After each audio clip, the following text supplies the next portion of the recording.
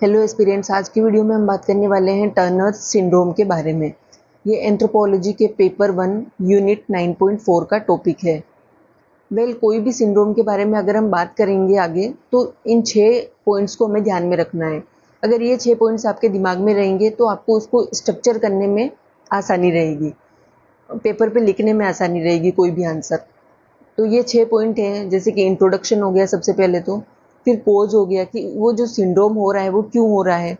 Third है उसका diagram बनाना है। Fourth frequency. फिफ्थ है symptoms and the sixth one is conclusion. तो इसी स्ट्रक्चर में हमें आंसर को लिखना है। सबसे पहले हम बात कर लेते हैं टर्नर सिंड्रोम के इंट्रोडक्शन की। तो टर्नर सिंड्रोम जो है बेसिकली फीमेल में होता है, ओनली फीमेल में ही होगा, ये मेल में नहीं होता है। तो ये फीमेल में होता है और फीमेल इनफर्टिलिटी के लिए रिस्पॉन्सिबल है। और टर्नर सिंड्रोम जो है वो किसका एग्जाम्पल है? क्रोमोजोमल सेक्स क्रोमोजोमल अब्रेशन का। दैट मीन्स इसको समझने से पहले हमें ये बेसिक बात समझनी पड़ेगी कि हमारा जो बॉडी है वो कोशिकाओं से मिलकर बना होता है और एक जो सेल होती है उसमें 46 क्रोमोजोम्स प्रेजेंट होते हैं, और जो कि जोड़ों में प्रेजेंट होते हैं यानी पेयर्स में प्रेजेंट होते हैं।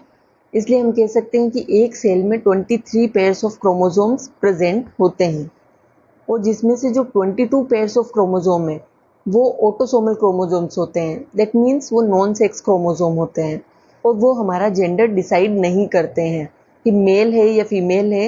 ये 22 पेयर्स ऑफ क्रोमोजोम्स डिसाइड नहीं करते हैं।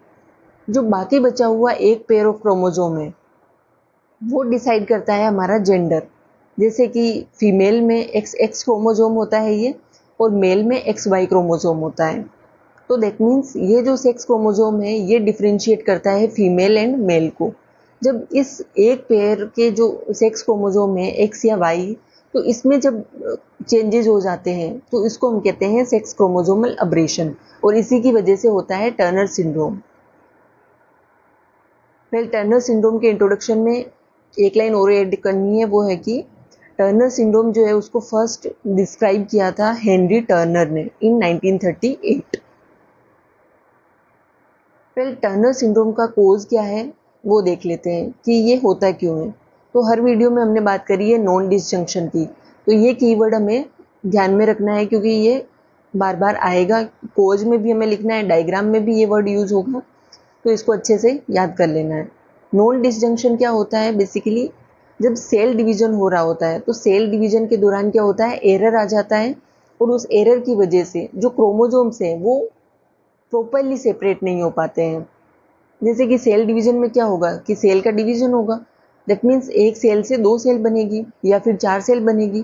तो जैसे फॉर एग्जांपल एक सेल से 2 सेल बन रही है, तो क्रोमोजोम जो है वो इक्वली डिवाइड होने चाहिए थे दोनों में, तो वो ऐसा नहीं होता है। सेल डिवीजन में एरर होने की वजह से क्या होता है कि एक सेल में ज़्यादा क्रोमोजोम चले जाते हैं और दूसरे सेल में कम क्रोमोजोम चले जाते हैं। तो इस सेल डिवीजन में एरर को ही हम क्या बोलते हैं? Non disjunction. तो आइडियली क्या होना चाहिए था? 46 क्रोमोजोम्स होने चाहिए थे फीमेल की एक सेल में, लेकिन होता क्या है, इस नॉन डिसजंक्शन की वजह से 45 क्रोमोजोम्स रह जाते हैं फीमेल में, क्योंकि टर्नर सिंड्रोम में हम फीमेल की ही बात कर रहे हैं। और ये जो टर्नर सिंड्रोम है ये होता क्यों है? फुल मोनोसोमी या फिर पार्शियल मोनोसोमी की वजह से। तो मोनोसोमी वाला आप ये वीडियो जाके देख सकते हो जिसमें हमने सारी बात करी है मोनोसोमी की, टर्नर सिंड्रोम की, और मोनोसोमी जो है वो कितने टाइप की होती है, इसका डिटेल वीडियो जो है आपको मिल जाएगा। बट यहाँ पे जिनको नहीं पता है उनके लिए मैं बता दूं कि जो फुल मोनोसोमी है, सबसे पहले हम मोनोसोमी का मतलब समझ लेते हैं। मोनोसोमी, मोनो मतलब वन होता है एक, और सोमी यानी कि क्रोमोजोम। जब एक क्रोमोजोम कम हो जाता है तो हम उसको बोलेंगे मोनोसोमी। जैसे कि टर्नर सिंड्रोम जो हम पढ़ाई कर रहे हैं अभी, उसमें क्या हो रहा है कि आइडियली 46 क्रोमोजोम्स होने चाहिए थे, बट हैं कितने? 45 क्रोमोजोम। दैट मीन्स एक क्रोमोजोम की कमी हो गई है यहाँ पे, इसलिए हम इसको बोलेंगे मोनोसोमी। ठीक है, अब मोनोसोमी के 2 टाइप्स होते हैं, complete monosomy and partial monosomy. Complete monosomy का मतलब क्या है कि जो एक क्रोमोसोम कम हुआ है वो पूरी तरीके से एब्सेंट है, और पार्शियल मोनोसोमी का मतलब है कि उस क्रोमोसोम का केवल एक सेगमेंट एब्सेंट है, मतलब पूरा का पूरा क्रोमोसोम एब्सेंट नहीं है, केवल एक सेगमेंट एब्सेंट है। इसको ऐसे समझ लो कि एक क्लास में दो बच्चे हैं, ए और बी। तो ए जो है वो पूरे दिन ही नहीं आया है, यानी पूरी तरीके से एब्सेंट रहा है, तो वो हो जाएगा हमारा फुल मोनोसोमी। और दूसरा बच्चा है बी, जो कि आपके लंच से पहले पहले आया था, तो उसके बाद नहीं आया है, तो वो क्या हो गया आपका पार्शियल मोनोसोमी। इट मीन्स एक जो एक्स क्रोमोसोम है पूरी तरीके से एब्सेंट है, तो वो हो गया आपका कंप्लीट मोनोसोमी। और उसका एक सेगमेंट अगर एब्सेंट है, तो वो हो गया आपका पार्शियल मोनोसोमी। तो टर्नर सिंड्रोम जो है वो इन दोनों की वजह से हो सकता है। अब टर्नर सिंड्रोम जो है वो केवल और केवल फीमेल को अफेक्ट करता है, ये मेल में नहीं होता है। अब इसकी फ्रीक्वेंसी देख लेते हैं। तो टर्नर सिंड्रोम जो है वो आपको कब देखने को मिलेगा, जब 3000 फीमेल का जन्म होगा, तब उनमें से किसी एक में आपको टर्नर सिंड्रोम देखने को मिलेगा। और इसमें और क्या है आगे कि जितनी भी फीमेल, यानी कि जितनी भी बच्चियों का जन्म हुआ है, गर्ल्स का जन्म हुआ है, उन और जिनमें भी टर्नर सिंड्रोम पाया गया है, उनमें से केवल 3% ही जो बच्चियां हैं वो सरवाइव कर पाएगी। अब टर्नर सिंड्रोम का हम डायग्राम देख लेते हैं। तो लेफ्ट साइड में आपको फीमेल के क्रोमोसोम दिख रहे हैं और राइट साइड में मेल के क्रोमोसोम दिख रहे हैं। तो मेल के क्रोमोसोम को अगर आप देखो तो वो इक्वली डिवाइड हो रहे हैं। दैट मीन्स सेल डिवीजन जो है वो प्रॉपर तरीके से हुआ है यहाँ पे। तो जो मेल के क्रोमोसोम है, यानी पेटर्नल वाले जो क्रोमोसोम है, वो क्या है, अलग अलग हो गए। एक सेल में एक्स क्रोमोसोम चला गया, दूसरे में वाई क्रोमोसोम चला गया। बट अगर हम फीमेल वाले की बात करें, मदर वाले जो क्रोमोसोम है उनकी बात करें, तो क्या होगा, एक सेल से दो सेल तो बन गई है, लेकिन दूसरा जो बॉक्स है वो खाली दिख रहा है। दैट मीन्स दूसरी सेल में जो है वो एक्स क्रोमोसोम नहीं गया है और पहले वाले में दोनों चले गए हैं। दैट मीन्स सेल डिवीजन के दौरान एरर आ गया, और उस एरर को ही हम क्या कहते हैं, नॉन डिसजंक्शन। और जब फीमेल और मेल के जो ये एग और स्पर्म मिलेंगे, तो क्या होगा, बच्चा होगा। और उस बच्चे में, यानी कि फीमेल की यहाँ पे बात हो रही है, तो उस फीमेल में आपको 45 क्रोमोसोम देखने को मिलेंगे। दैट मीन्स X0 क्रोमोसोम आपको देखने को मिलेगा, क्योंकि एक एक्स क्रोमोसोम यहाँ पे कम होगा। टर्नर सिंड्रोम की हम बात कर रहे हैं तो 45 क्रोमोसोम होंगे। अब हम बात कर लेते हैं टर्नर सिंड्रोम के सिम्टम्स की। द फर्स्ट इज कि इनकी जो हाइट है, जिन भी फीमेल्स में टर्नर सिंड्रोम देखने को मिलता है उनकी हाइट कम होती है। सेकंड होता है female infertility. Third one is webbing of neck. और इसके कुछ अदर सिम्टम्स हैं, जैसे कि underdeveloped breast, delayed puberty and weak bones. और ये है इसका कंक्लूजन। और कंक्लूजन आपने देखा होगा कि सबका सेम ही है, जितने भी क्रोमोसोमल अब्रेशन है सबका सेम ही है, कि इनका जो प्रॉपर ट्रीटमेंट अवेलेबल नहीं है, इसलिए थेरेपी के थ्रू हम इसको मिनिमाइज कर सकते हैं, इसका जो भी सिम्टम्स है या इम्पैक्ट्स है इनको। ओके, तो आज हम दो क्वेश्चन कर रहे हैं। तो पहला हमने कर लिया है टर्नर सिंड्रोम, और हमारा सेकंड क्वेश्चन है ट्रिपल एक्स सिंड्रोम या फिर सुपर फीमेल सिंड्रोम के बारे में। तो ट्रिपल एक्स सिंड्रोम क्या होता है, ये भी अगेन एक सेक्स क्रोमोसोमल अब्रेशन है। दैट मीन्स एक्स और वाई क्रोमोसोम में जब चेंजेस हो जाते हैं इनके नंबर में, तो उसकी वजह से होता है ट्रिपल एक्स सिंड्रोम।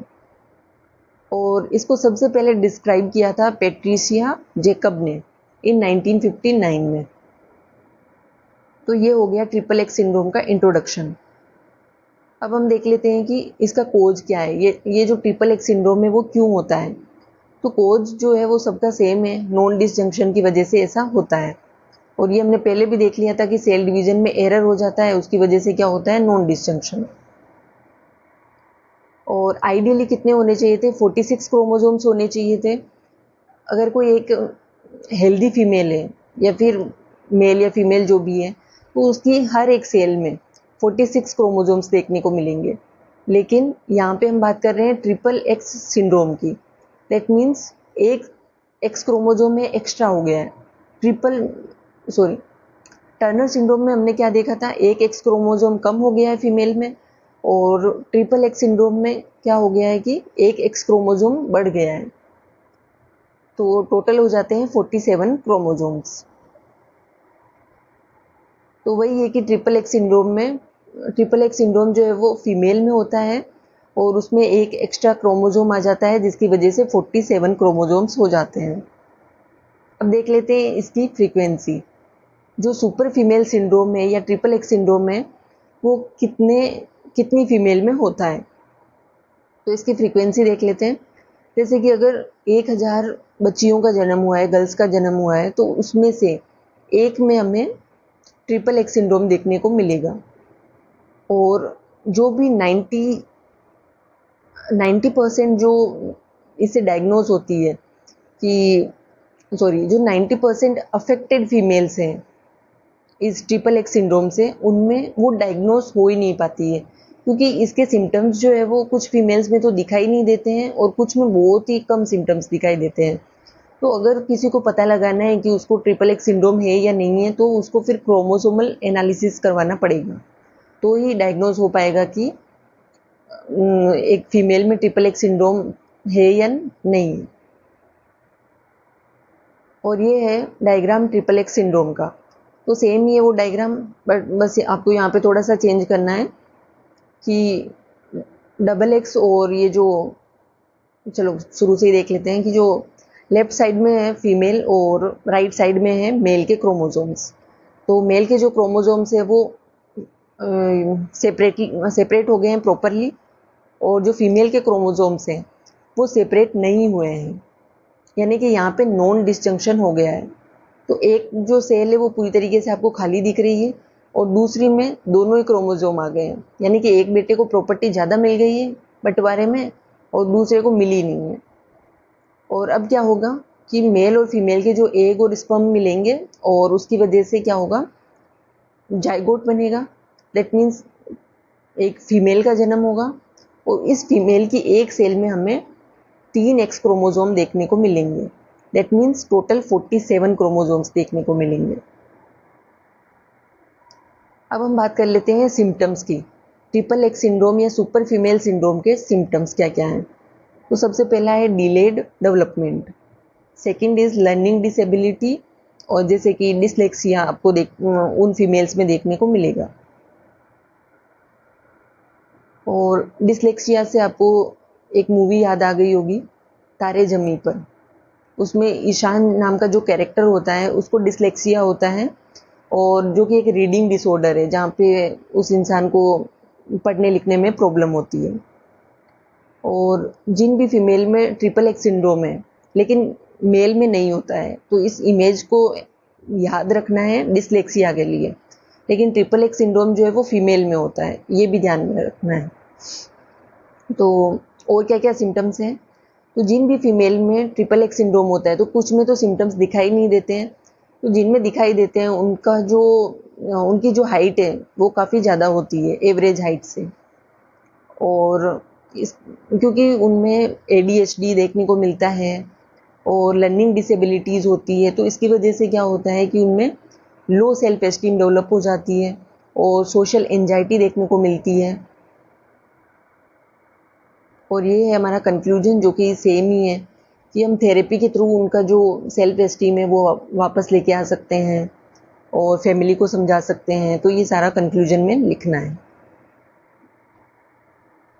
एक बात हमें ध्यान में रखनी है कि ट्रिपल एक्स सिंड्रोम है चाहे टर्नर सिंड्रोम है, दोनों ही फीमेल्स में होते हैं, ये मेल में नहीं होते हैं।